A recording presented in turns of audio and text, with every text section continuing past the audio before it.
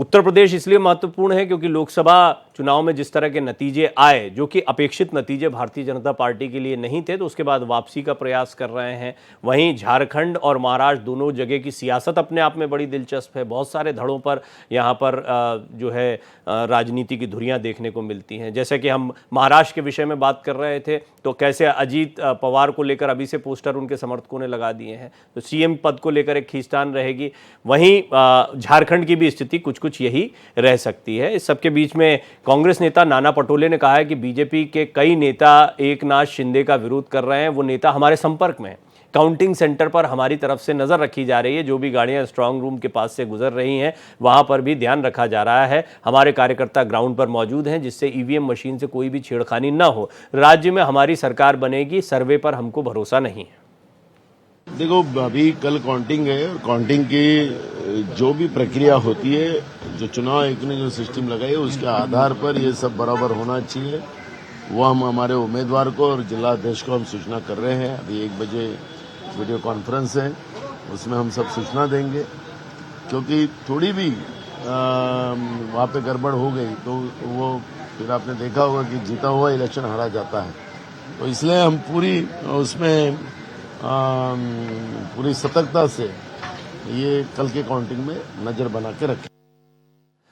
तो महाराष्ट्र विधानसभा की 288 सीटों पर कल नतीजे आ जाएंगे और जहां जहां काउंटिंग केंद्र बनाए गए हैं वहां पर बड़ी तादाद में सुरक्षा बल को भी तैनात किया गया है। स्ट्रांग रूम के आसपास सीसीटीवी कैमरे लगाए गए हैं। भारत एक्सप्रेस के संवाददाता आंचल तिवारी जो अभी लाइव जानकारी भी दे रही हैं, उन्होंने इसका जायजा लिया है कुछ देर पहले, वो भी देखें।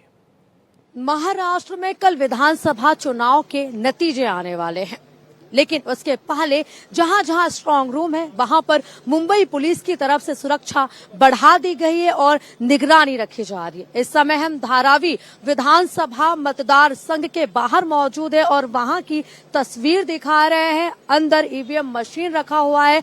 ईवीएम मशीन से कोई भी छेड़खानी ना हो, इसकी पूरी जो सुरक्षा है वो मुंबई पुलिस की तरफ से की जा रही है। अंदर किसी को भी जाने की इजाजत नहीं है। ये पूरा जो इलाका है 100 मीटर के अंदर मुंबई पुलिस की तैनाती है और चप्पे चप्पे पर पुलिस की तरफ से निगरानी रखी जा रही है। इसके साथ ही यहाँ पर सीसीटीवी कैमरा भी लगाया गया है। सुरक्षा के कड़े इंतजाम किए गए हैं। ऐसे में कल 288 सीटों पर जो मतदान हुआ है उसके नतीजे आने वाले हैं और धारावी भी उसमें से एक है। मुंबई में विधानसभा के 36 सीटें हैं और सभी सीटों पर सभी पार्टियों की तरफ से उम्मीदवारों ने चुनाव लड़ा है और ऐसे में जिस तरीके से फिर चाहे वो माहिम हो, सायन हो, बैंड्रा हो, जहां जहां स्ट्रांग रूम है वहां पर मुंबई पुलिस की तैनाती देखी जा रही है। बता देते हैं कि 2700 से अधिक जो कर्मचारी हैं मुंबई में मतगणना करेंगे। इसके साथ ही 10,000 से ज्यादा जो पुलिसकर्मी हैं वो ग्राउंड पर तैनात है और हर तरीके से स्ट्रांग रूम की निगरानी की जा रही है, जिससे ईवीएम मशीन के साथ में छेड़खानी ना हो सके। कैमरामैन बाला के साथ में आंचल तिवारी, भारत एक्सप्रेस। तो आंचल की तो हमने पूरी रिपोर्ट देखी, उन्होंने काफ़ी जानकारी दी। मधुकर, क्योंकि झारखंड के विषय में हम बहुत बात नहीं कर पाए, तो मुझे थोड़ा सा बताएं कि जिस तरह की खींचतान यहाँ पर है, क्या वैसे ही माहौल आपको झारखंड में भी देखने को मिलता है या वहाँ थोड़ा स्पष्टता है नेतृत्व को लेकर? लेकिन मुझे लगता है कि यहाँ पर एनडीए के सामने चेहरे की चुनौती होगी। आपको याद होगा हम चंपई सोरेन के सम्मान पर जब डिस्कशन कर रहे थे तो एक नया ही मुद्दा आ गया था। तो इसको लेकर कुछ विचार विमर्श वहाँ पर चल रहा है कि बाद का मैनेजमेंट कैसे होगा जब काउंटिंग हो जाए और उसमें कोई भी प्रोबेबिलिटी रहती है तो क्या किया जाएगा? देखिए प्रवीण जी, अब हम लोग बात इस पर करना चाहेंगे कि क्या क्या हो सकता है।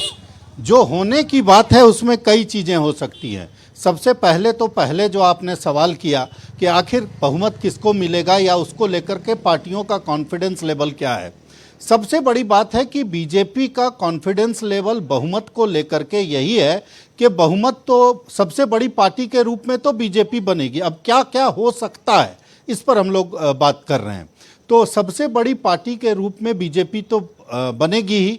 ऐसे हालात में मुझे जो लगता है कि अगर 2-3 सीटें कम भी रहती हैं तो सरकार तो बीजेपी बना लेगी। अब कैसे बनाएगी इस पर अंदर अंदर मंथन चल रहा होगा, ऊपर से कुछ नहीं दिख रहा है, लेकिन अंदर अंदर मंथन चल रहा है कि आखिर किस तरह से। आज जो प्रभारी हैं पार्टी के, झारखंड प्रभारी लक्ष्मीकांत वाजपेयी जी देर शाम रांची पहुंचने वाले हैं, उसके बाद हिमंता जी भी रांची पहुंचेंगे, ऐसी सूचना मिल रही है।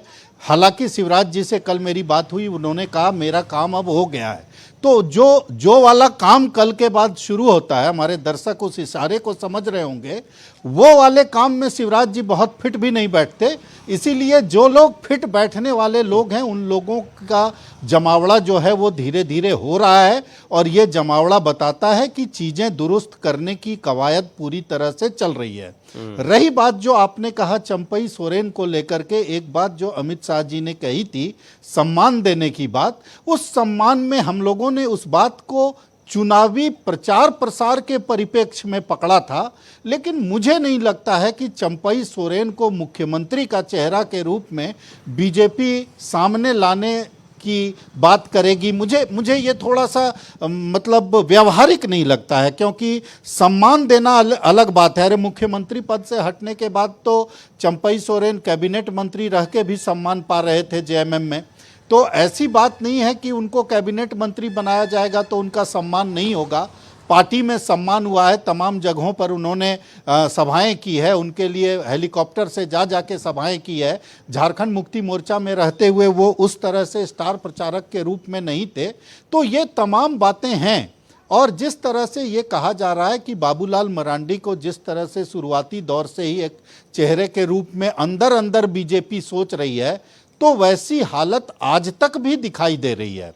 अब नए बीजेपी का नया रूप सामने है, इस नए रूप में क्या होगा ये कहीं से अब मुझे लगता है ज्यादा इफ एंड बट का सवाल ही नहीं है मधुकर, अब तो बहुत थोड़ा सा समय रह गया है, तो कल तो इस पर आराम से चर्चा होगी और देखते हैं कि हम लोग कितना एनालिसिस जो हमारी थी वो कितना करीब रही सत्य के। बहुत बहुत धन्यवाद आपका आंचल, आपका भी बहुत बहुत धन्यवाद जानकारियों के लिए।